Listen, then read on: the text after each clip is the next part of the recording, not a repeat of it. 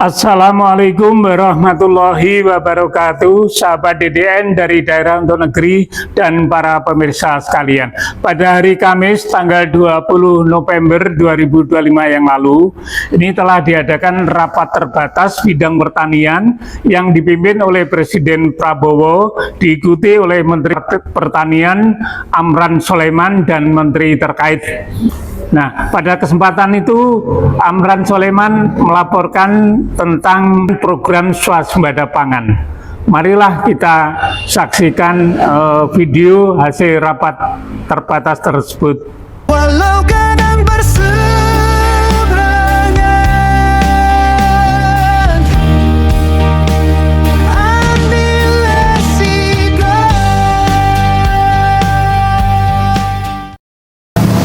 Terima kasih. Assalamualaikum warahmatullahi wabarakatuh. Selamat malam, salam sejahtera buat kita semua. Kami baru saja ratas dengan Bapak Presiden Republik Indonesia.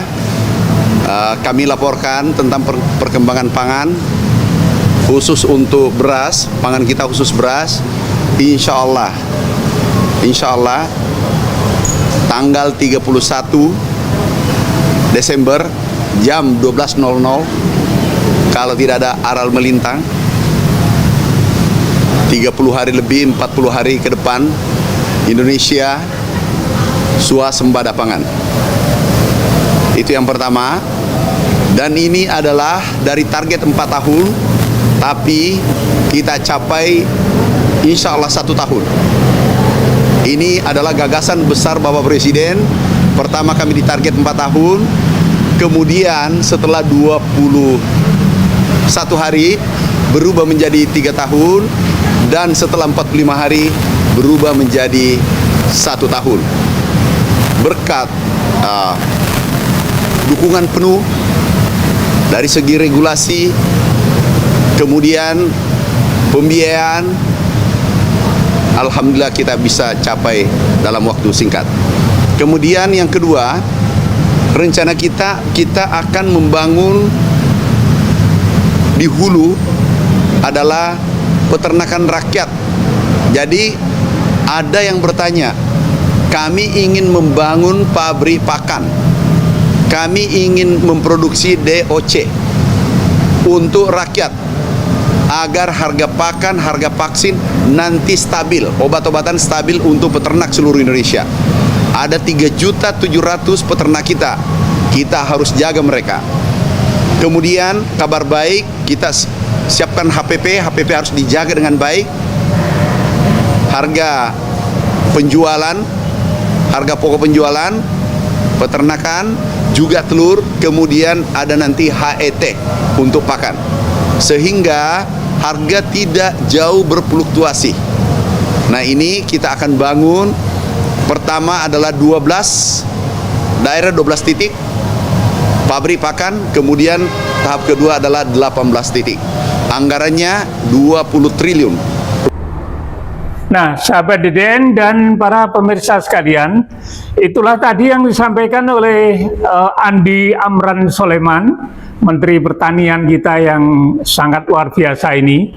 Dilaporkan bahwa dari target 4 tahun yang disampaikan oleh Pak Prabowo untuk swasembada pangan, ini ternyata dilaporkan akan dapat dilampaui, program tersebut akan dapat dicapai selama kurang lebih 1 tahun. Bahkan dijelaskan bahwa sekitar 31 Desember 2025 yang akan datang, sekitar pukul 12 WIB, insya Allah Indonesia sudah sebagai negara swasembada pangan. Ini luar biasa. Selama bertahun-tahun kita selalu impor beras, selama bertahun-tahun kita ketergantungan dengan negara lain. Nah, sehingga saat ini ada ketegasan Presiden Prabowo untuk stop impor beras. Nah, kita tidak mengambil beras dari manapun. Sebab sebagian besar petani kita adalah bercocok tanam padi dan palawija serta yang lain. Ini adalah pengadaan pangan yang sangat luar biasa. Ini adalah program yang sangat luar biasa. Mengapa hari ini bisa berhasil? Ini Menteri Amran Sulaiman menyampaikan bahwa rasa terima kasih kepada Presiden Prabowo bahwa program tersebut telah diberikan pendanaan yang sangat cukup, ya, pendanaan yang sangat cukup untuk melakukan program tersebut, sehingga program tersebut akan bisa tercapai.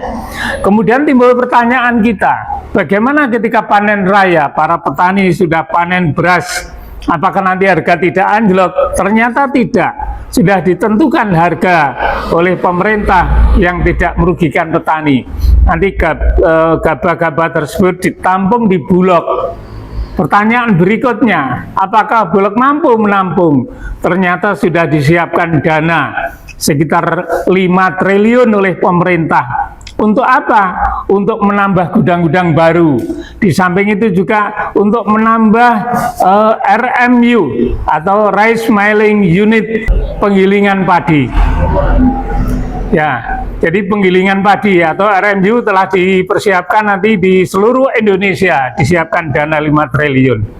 Ya, mudah-mudahan nanti ini segera tercapai. Dan yang lebih membanggakan lagi bagi kita sekalian, ya, dengan adanya swasembada pangan, dengan adanya pengadaan pangan yang cukup, stok nasional bagi untuk kepentingan kita sendiri.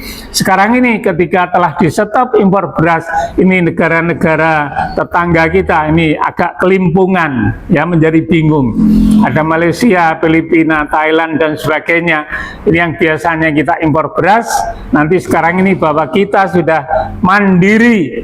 Ini sesuai dengan cita-cita Bung Karno, bahwa kita akan mandiri di bidang apapun. Semoga yang lain juga akan mengikutinya.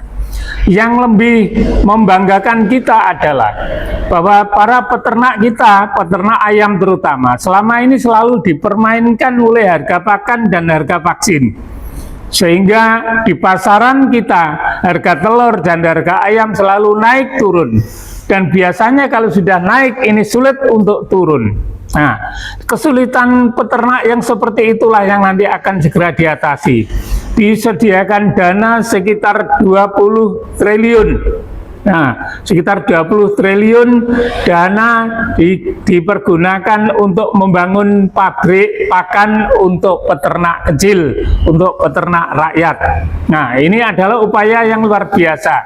Nah, pabrik pakan ini akan dibangun sekitar kurang lebih ada sekitar 30 titik, di mana pada tahap pertama nanti ada 12 titik, yang kedua adalah sekitar 18 titik. Ini adalah untuk mengendalikan harga pakan, untuk mengendalikan harga vaksin, hingga dengan demikian harga di pasar nanti akan stabil. Nah, ini bagi para konsumsi, bagi para rakyat kita semuanya yang membutuhkan telur dan daging ayam nanti tidak akan kesulitan. Nah, mudah-mudahan begitu. Nah, dengan demikian maka dengan swasembada pangan ini adalah merupakan satu momentum yang kedua kita swasembada pangan. Pada periode era Pak Soeharto dan kemudian pada saat ini era Prabowo nanti kita akan swasembada pangan. Oleh sebab itu kita berdoa bersama-sama, semoga apa yang telah dilakukan oleh Presiden Prabowo beserta jajaran kabinet, para menteri yang sangat bonafit dan banyak sekali menteri-menteri yang hebat-hebat ini nanti akan membawa kesejahteraan masyarakat, bangsa dan negara Indonesia menjadi lebih baik. Baiklah sahabat DDN dan para pemirsa sekalian, marilah kita manfaatkan hidup kita yang tinggal sebentar ini untuk kepentingan bersama, untuk kemaslahatan umat. Oleh sebab itu saya mohon dengan hormat adanya saran, kritik, pendapat, bahkan usul untuk melakukan diskusi bersama ke depan. Baik itu bidang ekonomi, sosial, politik, pertahanan, keamanan, dan lain sebagainya, bahkan ideologi. Silakan diusulkan kepada kami, sahabat DDN dan para pemirsa, dan jangan lupa subscribe dan berikan komen. Untuk apa? Untuk kelangsungan kita bersama supaya lebih bermanfaat dan lebih bermartabat. Sekian, terima kasih atas perhatian dan pemirsa sekalian serta sahabat DDN. Ada kurang lebihnya mohon maaf. Assalamualaikum warahmatullahi wabarakatuh.